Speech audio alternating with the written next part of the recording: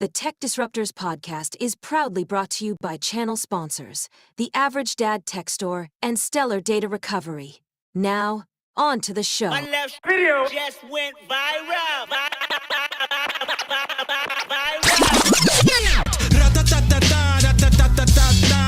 I'ma strike back and take your whole empire.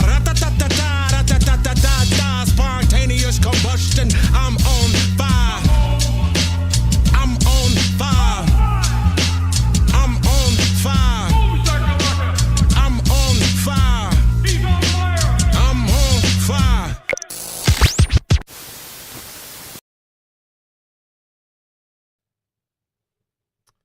How are we doing, guys? This is Jason with Tech Disruptors featuring Darren and Jason, but we don't have Darren. We have Devin and Jason today. Devin. Close enough, right? Yeah, close enough. We are episode 22 of 25. It's crazy to think, and I know we bring this up before, and I don't know if you were around at this point, but back in the day, we did Twitter Spaces, and we started there, and I think we were the TNT podcast, maybe? Okay. But we had a lot of issues, but it was all voice, and it was kind of cool. That's how we all kind of met. We had no idea who we were or, anybody. We just kind of started rambling, and here we are now. That's good. Good times. So I want to kick things off, and we kind of talked about this, and I don't know if I have an answer, but we had a holiday here, I guess you could say, the last few days called Amazon Prime, Definitely. Walmart, whatever Walmart calls it, and every other retailer having all the anti-prime sales. The anti-prime sales. Did you see any outstanding deals, or did you purchase anything that would be tech related that you would like to share? That obviously most of these deals are over or wrapping it. What did Prime Day end today or yesterday? I think it ended today. I think it ended today. I think it's over officially now. I know Walmart's still doing some stuff, but yeah. Okay. Did you pick up anything interesting? I don't think I got anything interesting. I picked up a couple Ring floodlights to finally put around the house. Floodlights. So, Ring floodlights. You said. Okay. Yeah. But I picked up. I got a new battery for my ROG Ally. A battery and a new backplate for it. So you have is it a custom backplate or just a standard one with a new battery? This is it's a translucent one. So okay, that's what I do with my Steam Deck. Yeah, I got a red translucent one. Okay. Yeah. Okay. So, I don't know. I'm thinking about painting it anyways. Ooh. I picked up a couple of other things. I picked up some more 3D printer filament and stuff that, again, just stuff that was on sale that I'm probably going to get anyways. So yeah, and that's it. And I usually don't check in too much on these deals. They don't seem to be that great, but I did pick up a few things. Yeah. I didn't go with Ring. I actually went with Wyze. I had a Wyze floodlight in the front of my house, version 2, and it had a USB port, so you could plug in a camera and power it. It was the biggest piece of crap. No, I love Wyze products, but that product was terrible. So they recently released a bulb cam. So it's a bulb, and the camera's at the bottom, and you can actually pull it down. So if you have fixtures on your garage, I don't have it pulled up here. But either way, I picked up the bulb cam, and they have accessory lights, and you can kind of string them together. So I replaced my fixtures on the outside of my garage and added a bulb cam, and it's actually really, really, really good. Does 2K, it's got sirens, two-way audio. Yeah. The floodlight constantly turned on and off and blinded everyone in the neighborhood. So these are more like, hey, the lights will turn on, but they won't blind you. Yeah, interesting. Yeah. And then I don't know if you use audio equipment. Obviously I have a microphone, you have a microphone, but I picked up some DJI. Now, these are the mini mics. Yep, I've got a set of those. I was going to use them tonight. I also have Anker's version of them. Yeah. And they always, even these, they don't sound as good as this microphone. And I get it. Size, in this respect, size does probably matter. Yep. So I bought those. Pretty good, though, for their size. Yeah. The Anker ones I've been kind of disappointed in. They're not terrible. Maybe I'm just used to this right here. So the DJI link with your, I have the Action 4 Pro. Yep. That's another thing I picked up on. That's one of the reasons why I got it. Yeah. I picked it up on the Prime Day for like $190. I mean, you can't beat that. I know the 5's out. So I was shooting some YouTube content. I needed an action camera, and I used to have the Insta360 Ace Pro, but I gave it to somebody who rides motorcycles and who wanted to utilize that. So, nice. But either way, that was my foray into Prime, along with like baby stuff because I have a kid and the toilet paper, the stuff that no one really cares about watching this right now. Okay. I mean, I use toilet paper. I think that's. Well, tech people, do they use them? I don't know. They just use PCB, don't they? we've got a heated bidet upstairs that we'll talk to you and do all this. No, it's not that fancy, but I can see some tech people, getting fancy with their. It's funny you say that. I watch a guy named Watch JR Go. He's on YouTube. He's a car guy. Okay. So he works on cars. He's probably in his 30s, and he's a super smart guy. He was an IT guy. His company said, hey, we see you making YouTube videos. We don't want you doing this anymore. So they kind of let him go, and he went full time. He's got maybe 1 million or 2 million subscribers now. He does like home improvements. He does tractor everything. Well, he just bought a house in Kansas, and a bunch of these YouTuber guys that live in Kansas. I don't know what's the poll in Kansas, but they live there, and he lives out there, and he lives on a farm, and he built a $10,000 bathroom, and you're thinking, oh, it's huge. It's just like a toilet, a shelf, and a vanity. That's it. But he's got this smart toilet that's heated. The seat lifts up and goes down when it senses someone getting close. It's crazy. He said it cost him like $8,000. I'm thinking, I'm going to say Kohler. Man. He was a big Kohler guy, so I don't know. I just thought I'd share that after you. Yeah, I think is the peak. That's how there won't be a lot of signs when I win the lottery, but there will be signs if you see me with a toilet like that. Okay, so I want to get started on the first thing here. And it's phone related, of course. We had a big release. I don't know if anybody watching has heard. Maybe not. I mean, maybe you didn't, Devin. I live under a rock, so I just found out today. But Samsung had an Unpacked event. Have you heard about this? Yeah, I appreciate you bringing it up because I did see somebody tweet about it, but I completely forgot at this point that it happened. So I'll give you my real quick opinion, just real quick. Okay. All right. As somebody, I know me and Darren quite frequently import phones. He's more of a folding guy. My first folding phone was the Galaxy Fold 1, the first one. And I thought it was magical. They sent me this big package with headphones, earbuds, cases. I mean, it was amazing. And then it kind of, as it got more mainstream, kind of got cheaper. Now they barely include anything. Yep. But Darren imports a lot from Honor and Vivo, and so do I, but he's more the folding guy.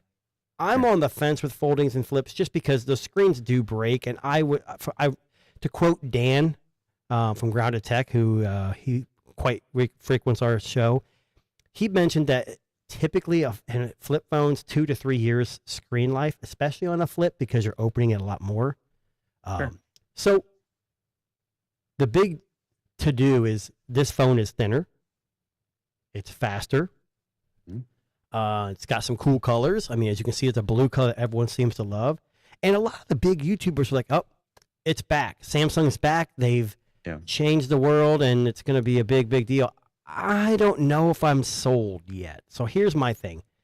You spent the year to make it thinner. Congratulations. That's a huge thing. Making phones thin is not easy. But the cameras still aren't the best. I get it. The battery's still exactly the same, which blows my mind. Right, when it's thinner. Well, silicon carbon's out. They could have fit more in there. Fair. And I don't know why Apple and Samsung are so against it. Maybe Samsung's just scared after the Note 7 blew up, and maybe they're just kind of worried about the tech. Yeah, they're working on their battery tech still, I feel. My biggest thing is $1,999.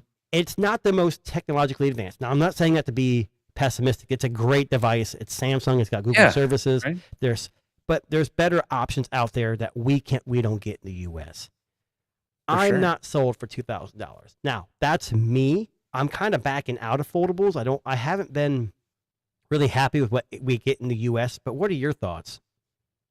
I mean, to me, you mentioned like the camera wasn't the best. And I look at this device and I'm like, okay, yeah, I don't think I'm getting this device for the cameras. Like, yeah, it's great to have cameras on there, but like that's not the main feature for me. The fact that they removed S Pen support. Yes, they removed that. Well, Devin, that's crazy to me. I think that's another reason why it's thinner, because they could remove that digitizer. I know I'm not making excuses for them, but that. But why? Why would they do that? Well, here's why my would thing. That's why I would get this device, is so that I can use it with stuff like that. Like, well, this also, does this spell the death of the S Pen in the Note in the S series? And does the trifold device gonna have support? Probably not.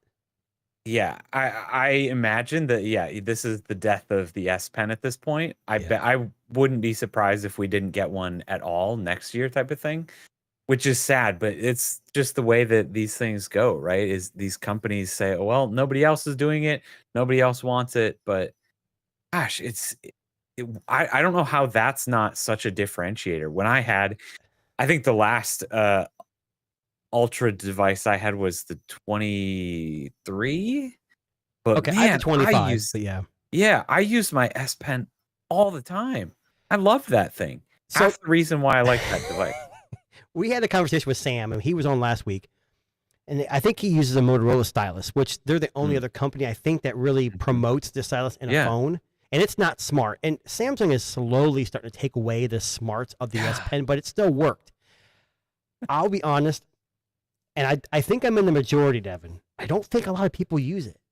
Now, with that being said, they still should have the option. We know the Fold 7 doesn't, or the Folds never had it built in like the Note or the Exactly. Note series, the S series.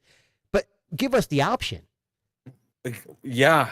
And if they're going to take away the S series, bring back the Note, because people want that option. I think it's a financial thing. You know, no one, people are tightening up their pockets. I mean, companies want to make millions of dollars, but not, or billions of dollars, but they take away features. I was really, you're right. I think you're reminding me about that S Pen. That's, so besides the S Pen being taken away, you mentioned the cameras, but for $2,000, don't you want? Sure. I mean, the cameras aren't terrible. Don't get me wrong. I just feel like if I'm buying specifically this device, I'm not buying it for the cameras. Yes, just I buy want a a tablet camera then. on it. Exactly. And I think that's where we're getting to. I don't know why somebody would buy this device, to be completely honest. I mean, the OnePlus Open had probably better sensors, but look at the chunky it was in the back. Yeah. So if you want, I mean, again, going back with Sam, he had the Microsoft Duo 1, and it had terrible cameras. The Duo 2, they made the cameras better, but then it had a big hump on the back, and people complained. Mm-hmm. That's another issue with this. That you watch MKBHD and like Mr. Who's the Boss. They stuck it on the table and they wobble. Do people actually care about the wobble of their phone? I don't know. I mean, I could see caring about it. Is that a make or break of buying a phone? No. I always put a case on my phones, and I've never really worried about a wobble. Yeah. But I guess you got to have content. Right. You got to say something about it. So in addition to the 7, they also released the 8 series watch. Mm-hmm. Now, are you a watch? Now, you do have the OnePlus watch, right? I do. Yep. Yeah. And at this point, here. Yeah, I watches don't get me nearly as excited. Like, I just for me, my watch is literally it's a watch, and I use it for notifications. Well, the big controversy here is the Squircle. Like, it's a square body, but I don't know if you can see that. But I think it looks classy. I don't think it looks bad at all. It doesn't bother me one bit. I think it looks bad. I am mad about the Ultra. Like, it's the same exact watch with some more memory. I wanted to see them upgrade the processor, which they did, make the battery life better.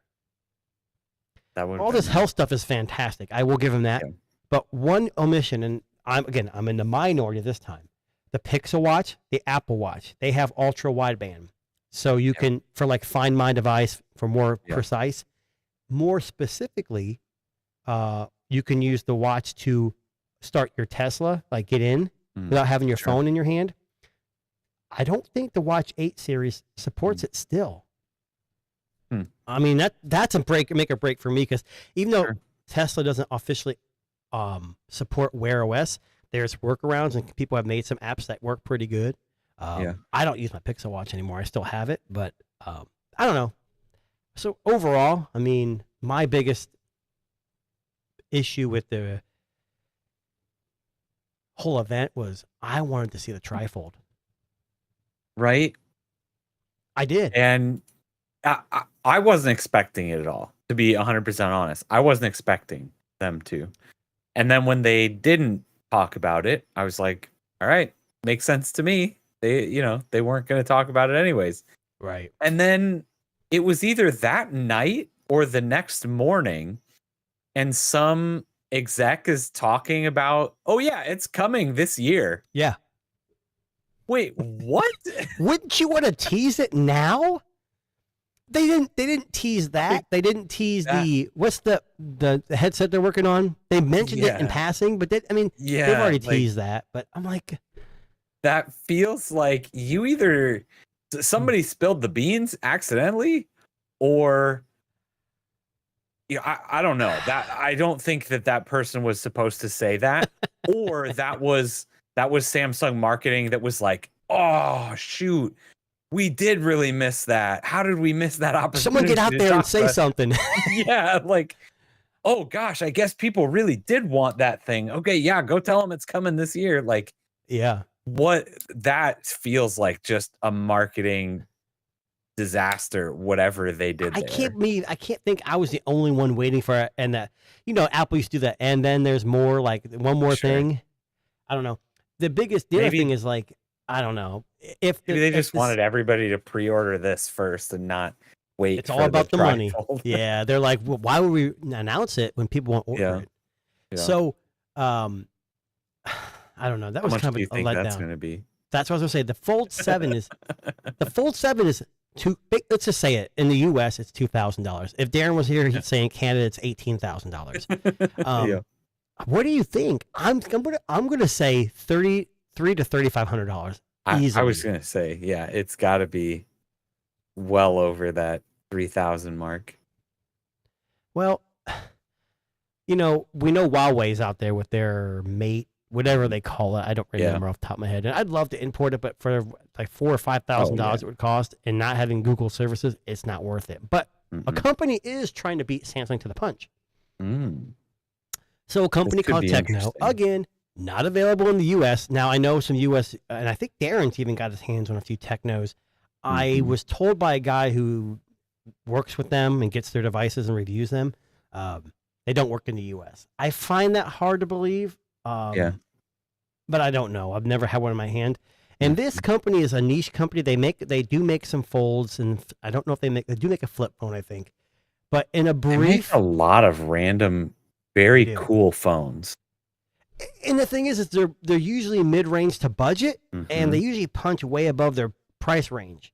Yep. With that being said, I've never had one in my hand. Yeah. But it says here in a brief press release, Techno announced the Phantom Ultimate G Fold. Damn, that's a mouthful. Would make its official debut in mid-July. Wait, aren't we in mid-July? So in the coming days, we are in July. Well, it says here in the coming days after Samsung is rumored to debut its own. So since Samsung didn't announce it, maybe they're going to pull back a little bit. I don't know. Could be. But they shared some images. I don't know what that was. That's not the image I was looking for. But it says here the Phantom D is a concept. So this is a concept phone. Who knows if it actually ever come out? Yeah. I don't know. What do you think? Is Trifold the way?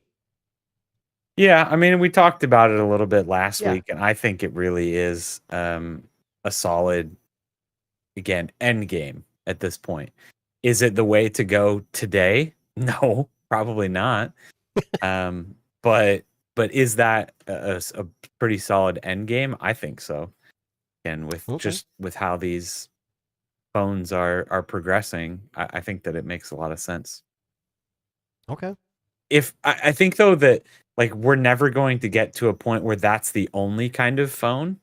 Like I don't think the regular, slab phone that we have today is going away anytime soon. No. You're still always just going to have these options between those. But for the Yeah. people that the tablet and the phone all in one, like that's a pretty solid device. I mean, I'll be honest. We talked about it before we started. The Nothing Phone 3 gets a lot of hate. It's not a flagship. It's too expensive. And I agree. If it came in at $699, maybe more people would buy it. But when you say flagship, like the Flip or the Fold 7 seems like a flagship for Samsung, right? That's their best phone.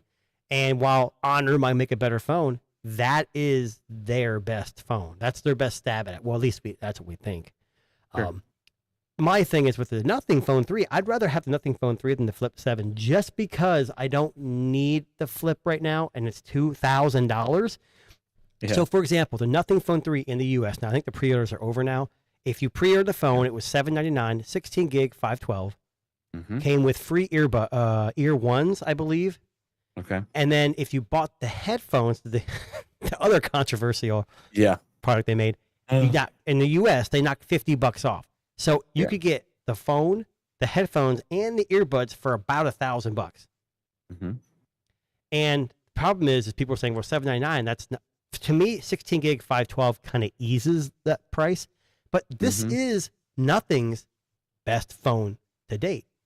Yeah. So wouldn't this be their flagship? For sure. That's the way I argue it. Like, it's not a true flagship based on everybody else's flagship, but it's their flagship. Yeah. I can see that. There. Sure. I mean, I think that it's a pretty solid phone, and I have no problems with them calling it a flagship phone at this point. I don't know. That it's kind of a weird term anyways, right? Right. Up for debate, but yeah. I'm going to touch on something a little scary. Now I have an iPhone 16 Pro Max. I shouldn't say scary. Controversial again. Okay. It's not really a hot take. I mean, it depends on which side of the camp you're on. Kind of like politics, there's sides you can be on. What's your main primary device that you use? Is it Android or iOS? Android. Okay. And I have both, but my primary is in Chinese Android. So it does have some features missing. But I was saying this article, what's the website here? Oh, Gizmodo. I don't know if you ever follow Gizmodo before. They have some interesting things. They released an article says this. Everyone is yelling at Apple.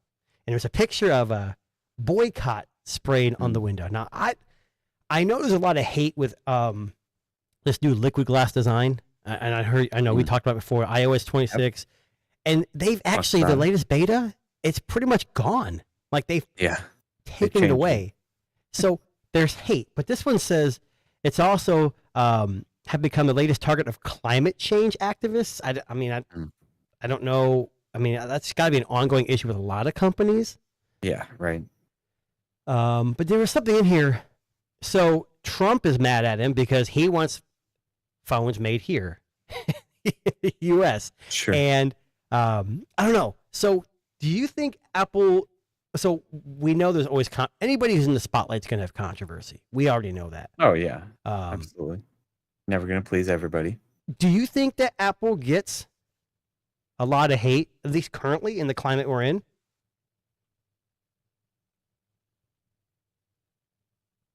I mean, I could... I don't think to be honest... Oh, I'm trying to think of, I mean, this is, I feel like a big question. And to be fair, I mean, I don't know if Apple gets as much hate as they deserve, to be honest. Ooh. For the longest, this is what I tell everybody. Like, Apple is an absolutely incredible company. Mm-hmm. They do so many things right. Their marketing is going to be the center point of marketing college courses. Well, unless they the next smash a bunch of years. They smash a bunch of nice stuff into an iPad. Sure. I mean, yeah, they've had their misses,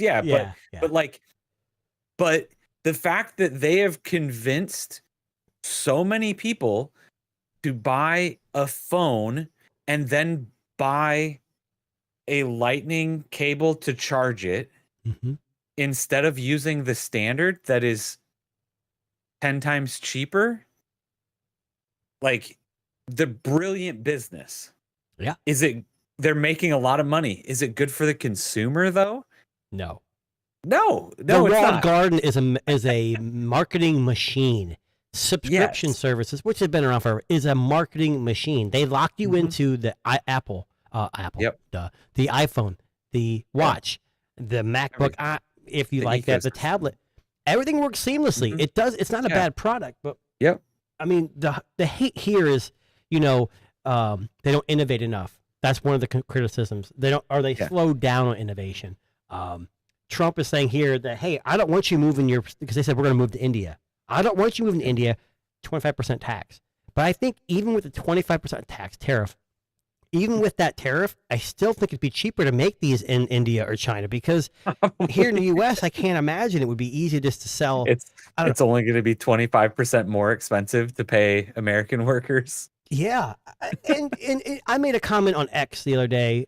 People are complaining about the Nothing Phone 3 again. I keep bringing it up, and people are comparing it to the iPhone.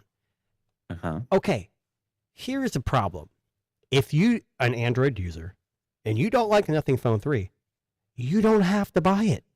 Yep. You can buy whatever you want. You can buy a Samsung. Well, the numbers are going down, but you can buy whatever you want. You can import whatever you want, and you can use it. Yep. With Apple, you get what they give you, and you don't have a choice. I mean, you have some choice in size, and they've been better, but some of their misses, the Vision Pro, the 13 and the 12 mini series, the Plus series, I can't imagine those Plus series phones are selling very well. Those are the ones that they advertise for some reason. Well, it's probably because they have stockpiles of them. They can't get rid of them. But I'm saying Apple is not, and they're not perfect. Yeah. And I just think that the hate, I like what you said. I don't think they get enough hate. Because here's what happens. I have people that say, why would you buy Android? Apple is the best. Everyone's going to have their opinion. But what I always say is, that's fine. I have both. But if Apple takes over the U.S. and we have no other choice, that is terrible for consumers.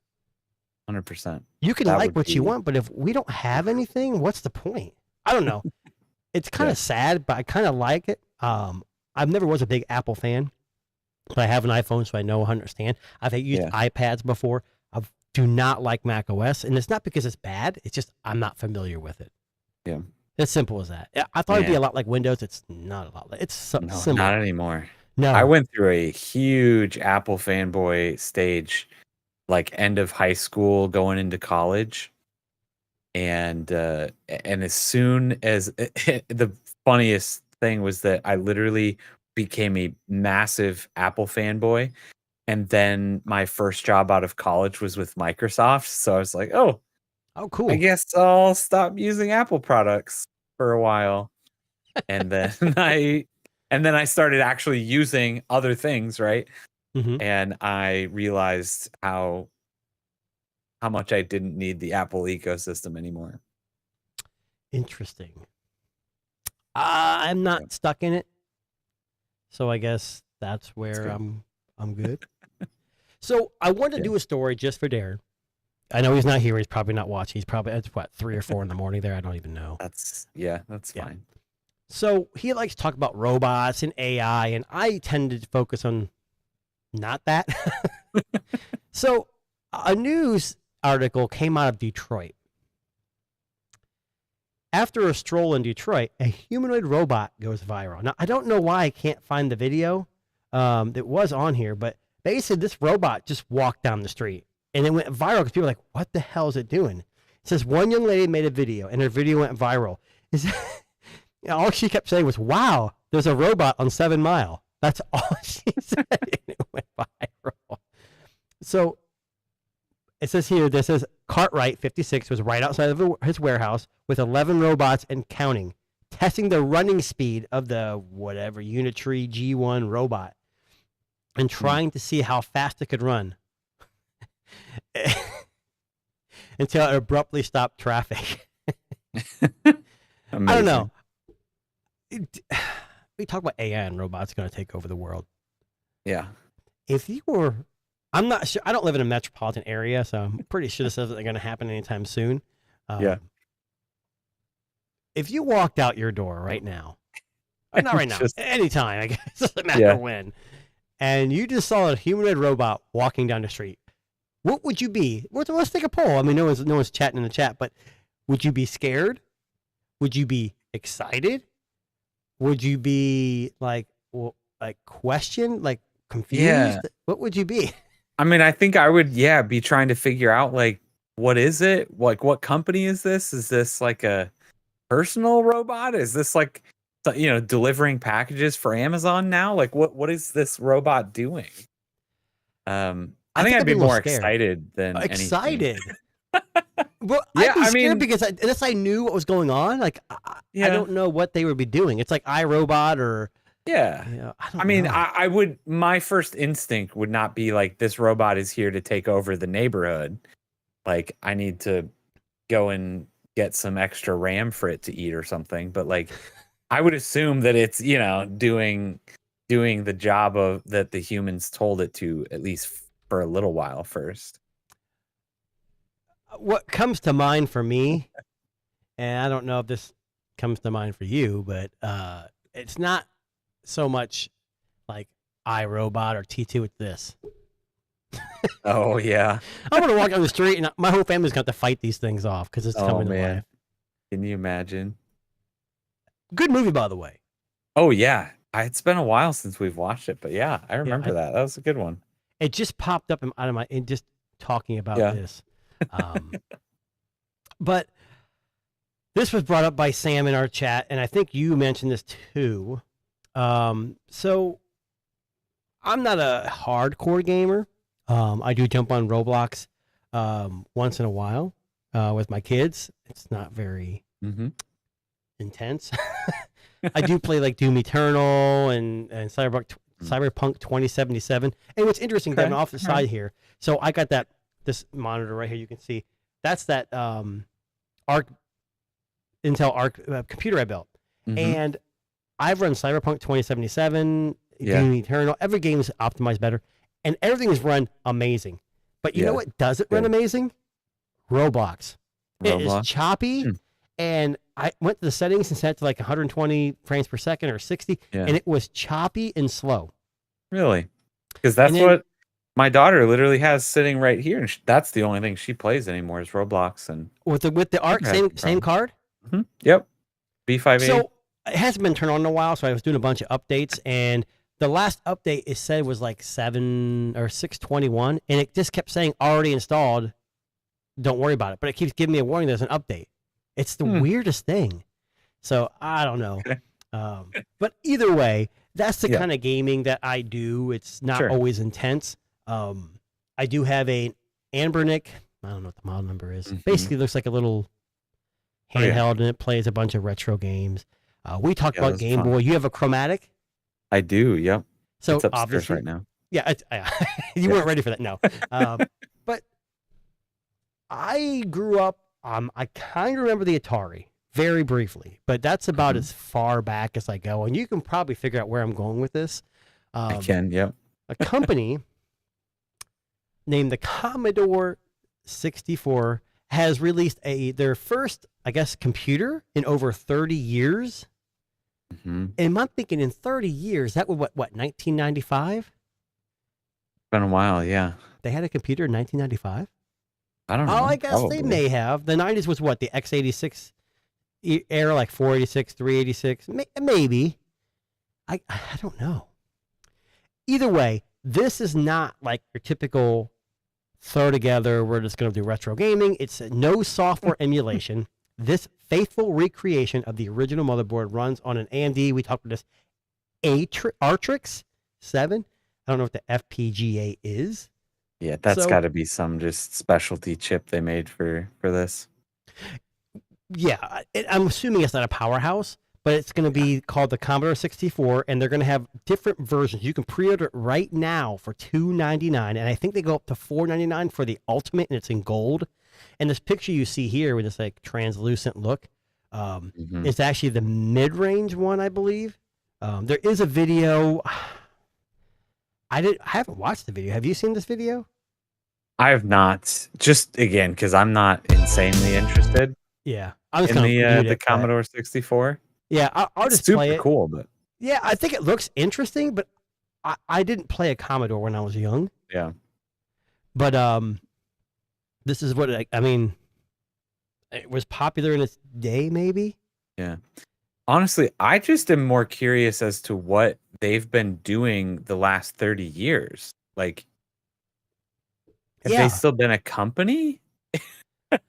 Like, have they done anything in between that? Do you think that the name was just bought and people like bought the rights? Kind of my thought. Like, it looks beautiful. Like it does look beautiful. Super cool. Yeah. Okay, so I enjoy retro gaming. Look at that picture of the game. I mean, do kids really want this? Because I play retro gaming, and even I get kind of bored. Like I have a Game Gear. I have like Mortal Kombat 1 and 2, Sonic the Hedgehog. What's the basketball game when you have a big head? NBA Jam. Yeah, NBA Jam. Like even that's like, ooh, it's like yeah. I don't know. Is this something? Play it for a while. I don't know. Are you interested in something like this? Not really. Not typically the kinds of games that I'd be playing. That's what I'm saying. Do people really want these older games? I mean, there's definitely a market for it. I think. I have no idea how big that market is. I don't think it's massive. Yeah, that's what I'm saying. And $299 isn't terrible. I mean, for $300 though, you can probably get a used Steam Deck. That's what I was just gonna say. I was like, the price point to me that seems way too high. I mean, it looks like here pre-order is starting to. Well, it's now. For your cash, you will get a device which isn't available till October.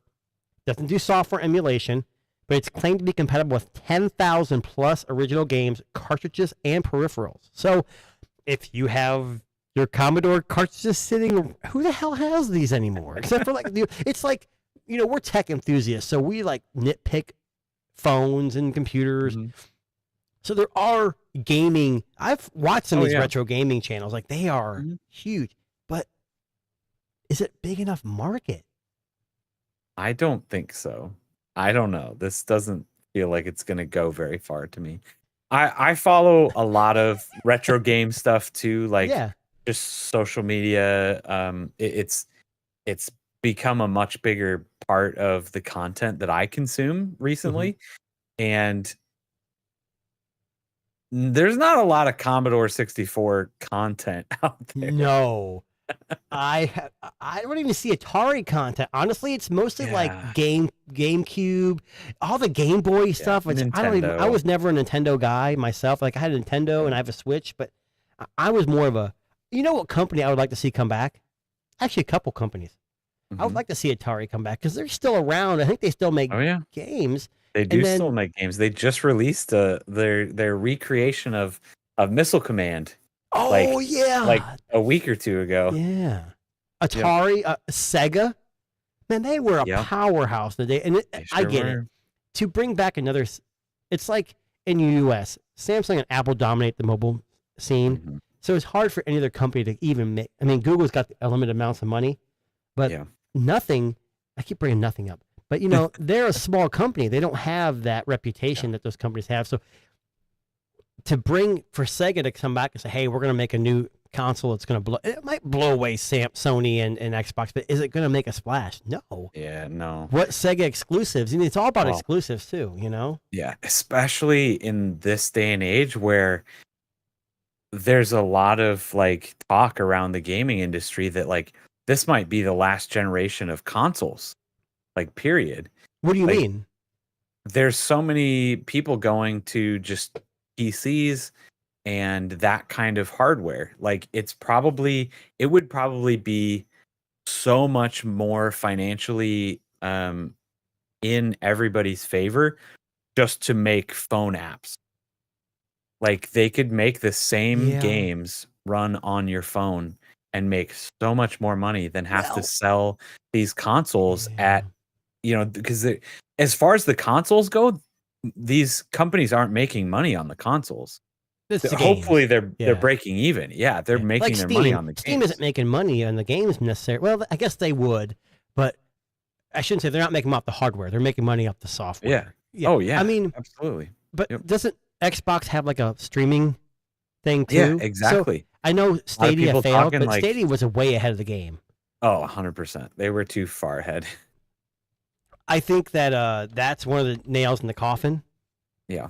I mean, I think streaming, PC gaming, but handheld gaming is making a comeback too. But we got Steam Deck. We've got the Ace. I mean, everyone makes one now.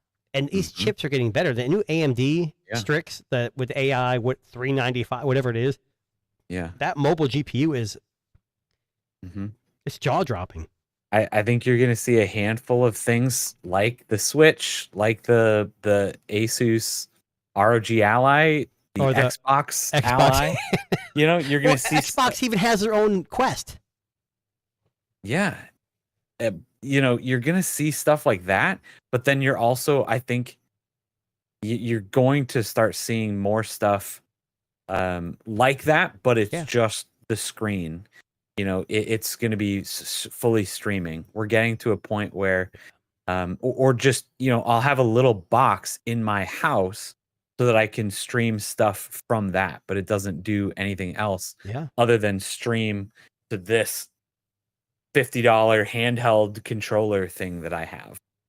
Yeah, Wii AMD, U controller. I don't know about Intel, but I know NVIDIA and AMD are leading the charge of these superpower processors with GPUs built in.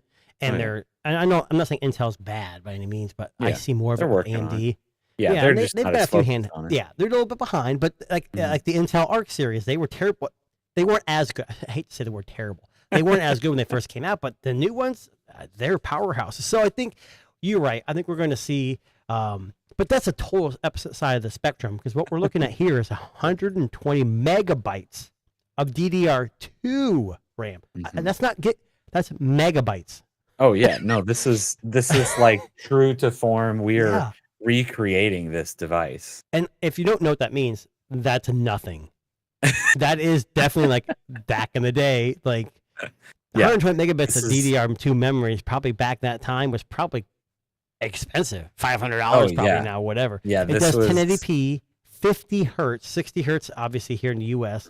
It's got an HDMI port, which is nice. So I think if you do have some of these things around, you want to play them on an HDMI cable. You got them. You got to, update it to be actually able to. I don't know if I'm sold on this yet. No, I think it's too expensive. Again, who are you?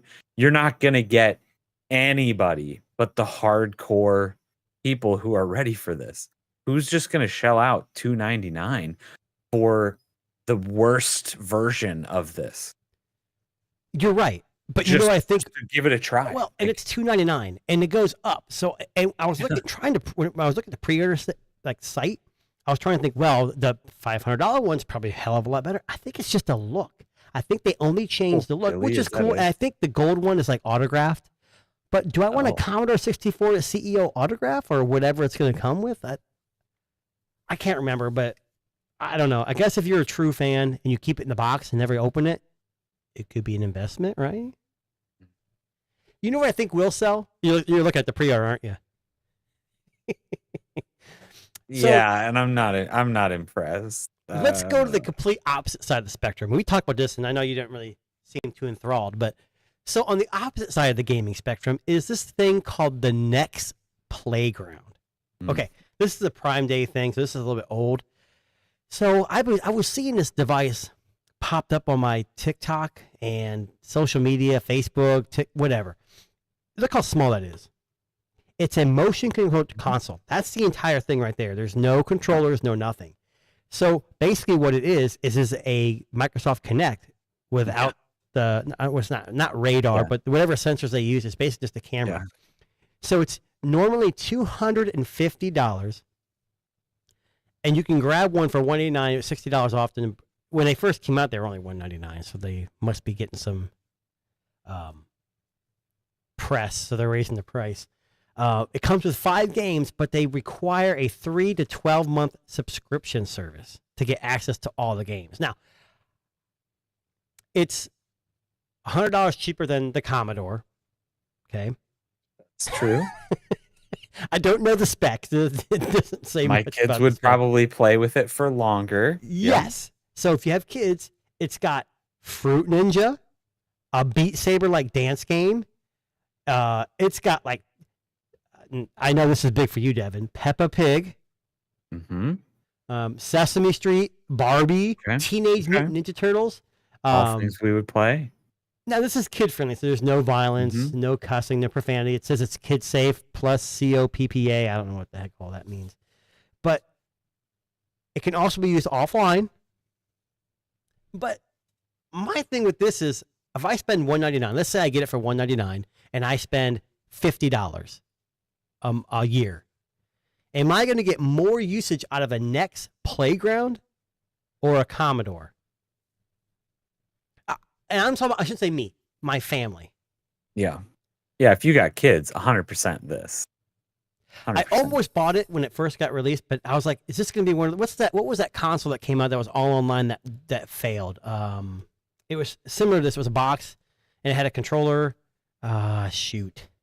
Either way, it was one of those Kickstarter things, I think it was initially, and I'm thinking, this is not going to make it. And what's funny is, what spawned me to look into this was, this popped up on my feed from The Verge. It was actually at Sam's Club.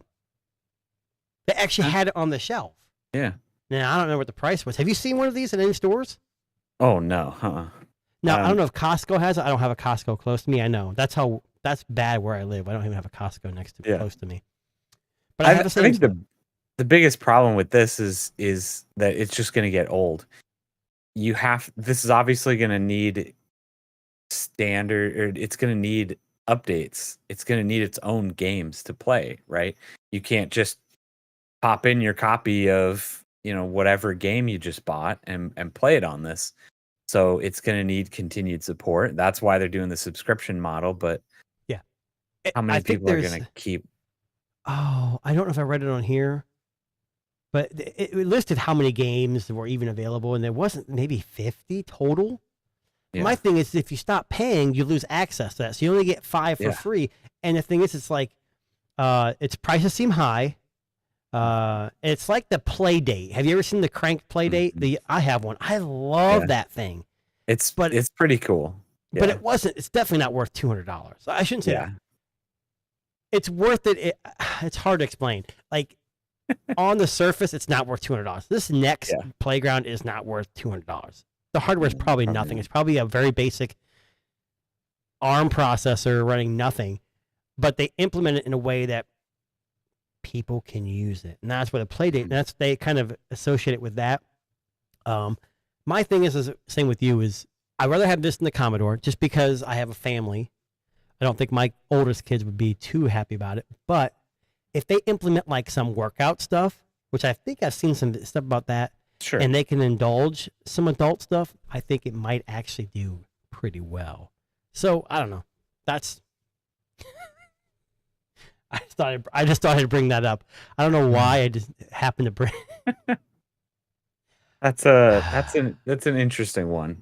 I am, the thing to me is none of this camera games, dancing in front of a camera has lasted for very long.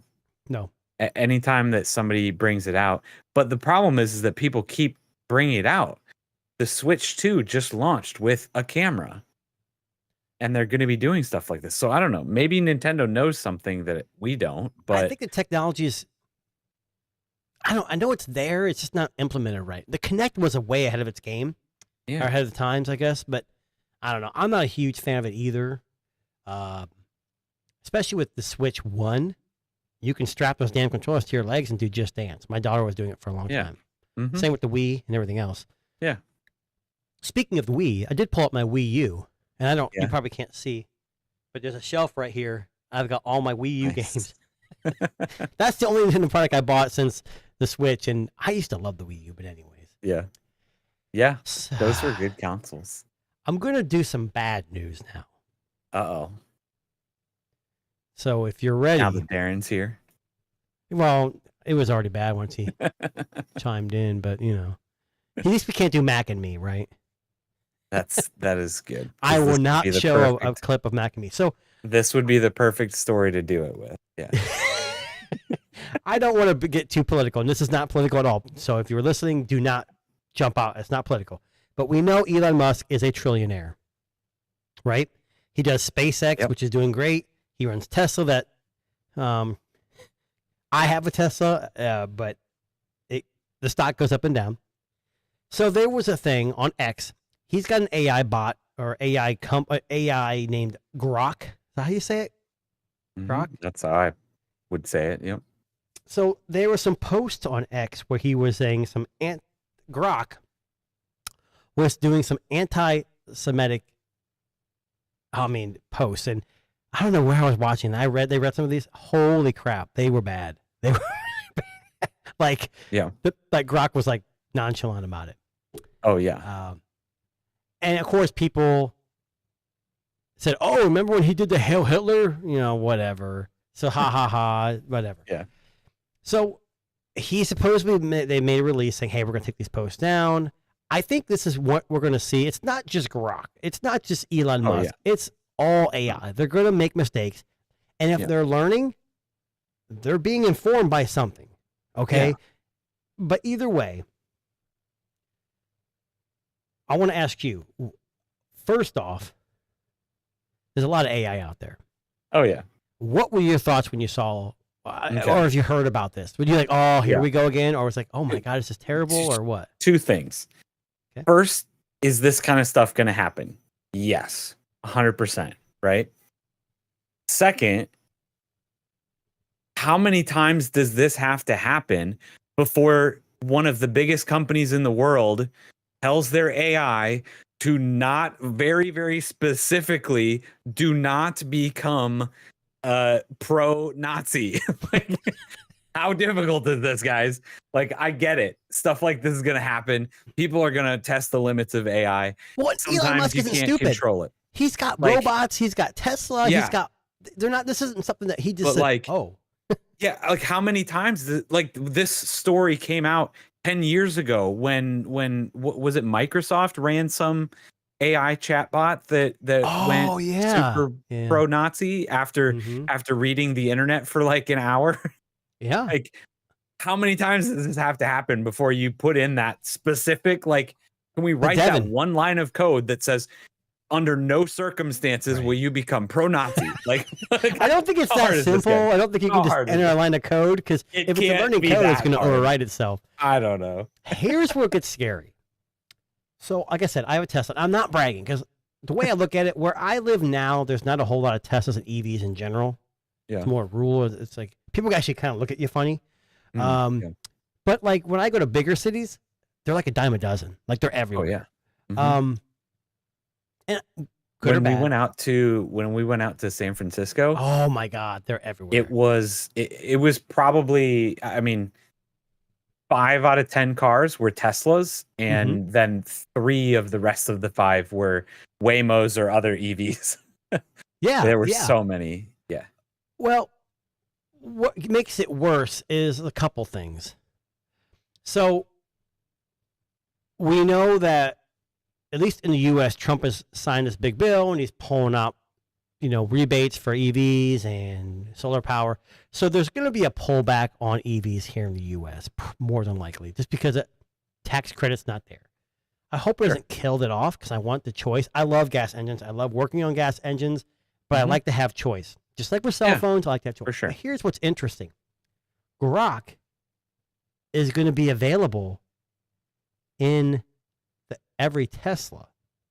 And what I've read somewhere was, I think any car purchased after a certain date, like May or June of this year, already has it. And then there's a software update coming out. Now, it's kind of like when you get the pixel drops, you keep refreshing the updates to get it. I've been doing that with my car, and I haven't got it yet.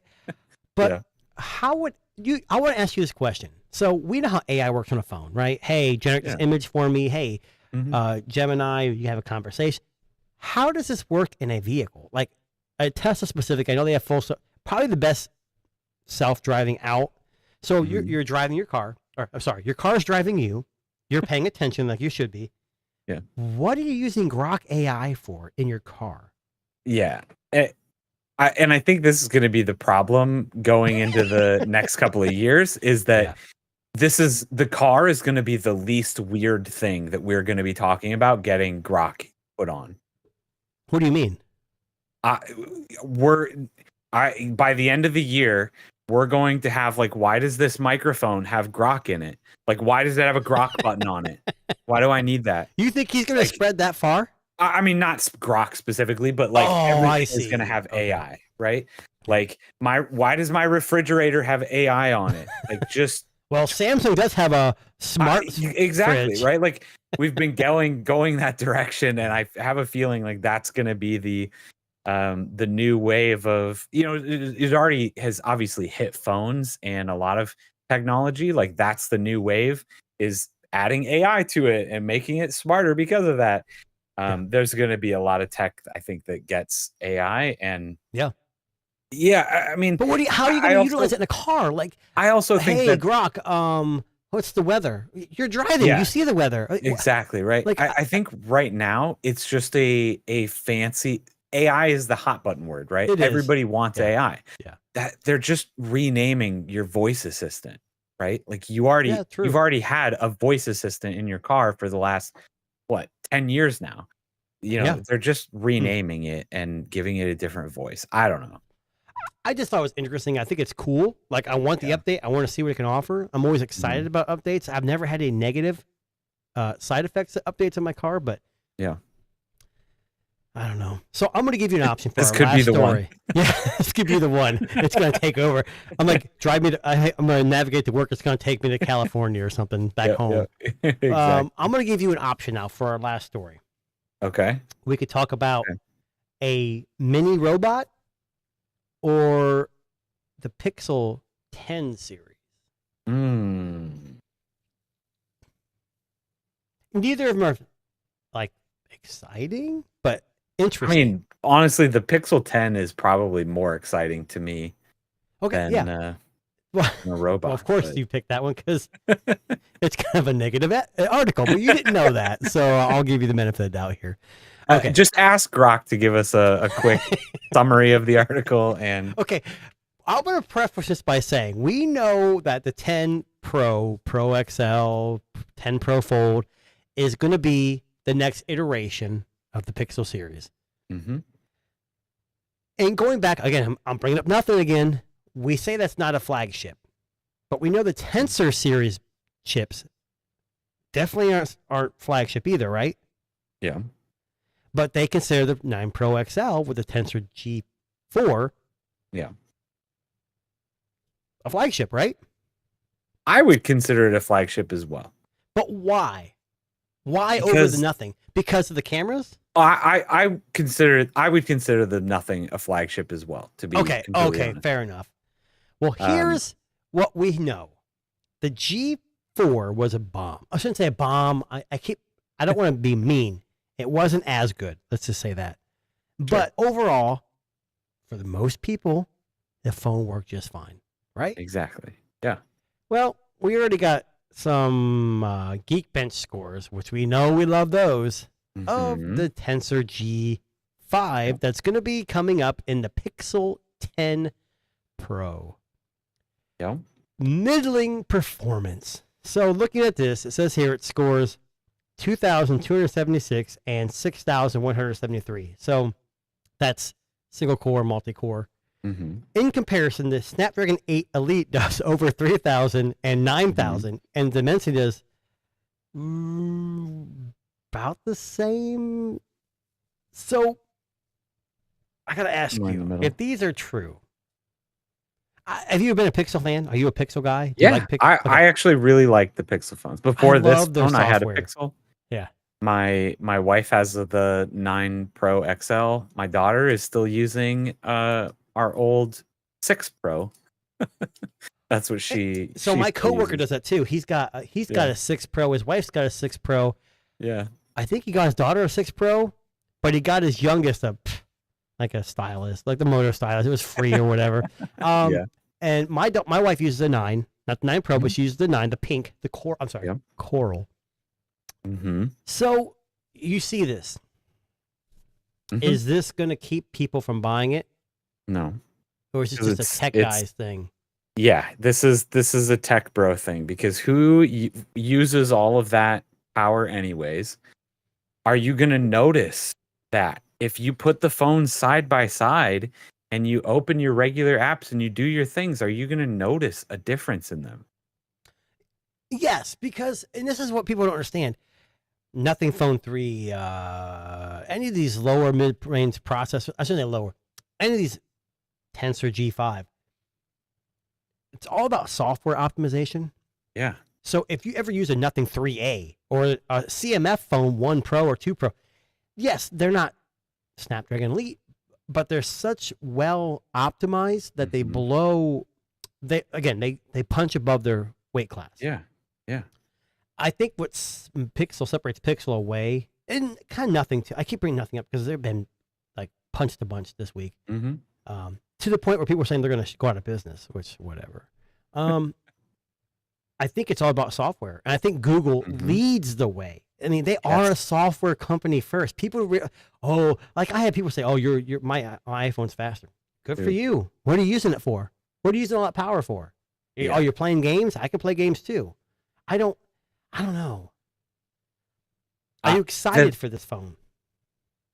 Kind of. I have a feeling we're gonna get at least one. Hold on. Now you said that you are a folding guy. You could see yourself using. No, let me say it. You could see yourself using a folding phone.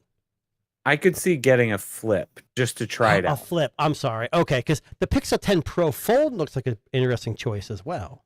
Yeah, I don't think I don't think I need one. I don't think you don't think you'd utilize it for the money you pay. Yeah, that's how I feel. Yeah, exactly. There's just trade-offs. Like, I love the massive battery. So all of a sudden, I would carry that around if it got me the same amount of battery. But just knowing that, like, having this folding device that just has a worse battery in it, a worse camera, I'm not utilizing the things that it's good at, the extra screen real estate. I'm not utilizing those things. It just doesn't make sense for me. True. Yeah. To have one. So I don't know. I think this comes out in August. Is that correct? They're usually like the August, September type of time. I'm usually on it, but I've been with, Darren's not here today, but I've been really on this kick of this using phones that aren't, I like to use phones that aren't widely used. Like, everyone's got a Samsung, everyone's got a Google, everyone's got an Apple. No one really has a Nothing or a Vivo, or I just like to experiment with things that aren't mainstream, just something different. And with Android, like we said, we have that opportunity. Yeah. But before we close out, this is Tech Disruptors. This is our live stream and podcast. So wherever you find your favorite podcast, Darren always seems to omit this, but YouTube Music is where I listen to it. Yes, I listen to myself. I like to go back and just listen how it sounded. But good pods, any of your places you listen to pods, listen to ours. Like, share, subscribe. Like we always say. Devin, he's got his own channel. Devin Does Tech. He does have a 1,000K. You didn't change the name, right? Not yet. I'm waiting for it. So he's got a 1,000K stream coming up the end of this month, July 26th. 1,000 minutes, correct? Yep. 1,000 minutes. We're giving away. We are this close to giving away $2,000 worth of prizing. There's a lot of stuff. It's going to be crazy. Tech Disruptors are a sponsor, maybe? I don't know. Yeah. Okay. I mean, donating all of the free plays of the podcast, the whole show. Yeah. If you want obviously, my channel 2NA Tech is sponsored. We got some gifts we're giving away, and I got to reach out to you later on. I may have something else. We won't talk about it too much, but Okay. All right. And they just fell. But check him out. Check his channel out. Show him some love. It's definitely for a good cause. He's raising money for barbecue relief. Operation Barbecue Relief. And I looked a little bit. Yeah. It's a very good cause. Very cool. With that being said, you guys, I appreciate you tuning in, and we'll catch you next Sunday at 4 p.m. Well, potentially 4 p.m. Eastern. We may change to 8 p.m. Eastern so we can get Darren in here because he gets to go on vacation to Australia. Jesus. So either way, thanks for watching. Peace out.